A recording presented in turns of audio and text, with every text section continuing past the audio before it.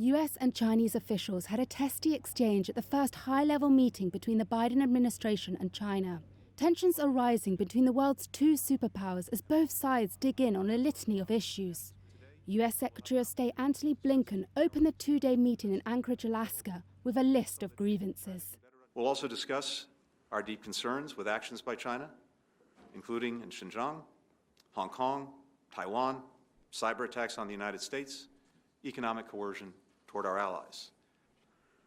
Each of these actions threaten the rules-based order that maintains global stability.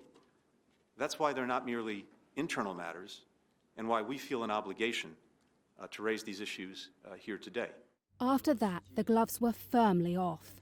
China's top diplomat, Yang Jiechi, fired back with a 15-minute speech in Chinese, lashing out about what he said was the United States' struggling democracy and poor treatment of minorities, including the, quote, slaughtering of African Americans.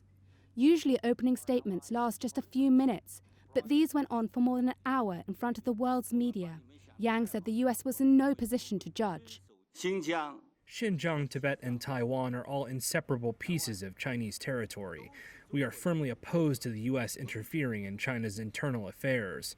We express firm opposition to the U.S. actions of interfering in China's internal affairs, and we will make resolute responses to these. State Councillor Wang Yi also chimed in.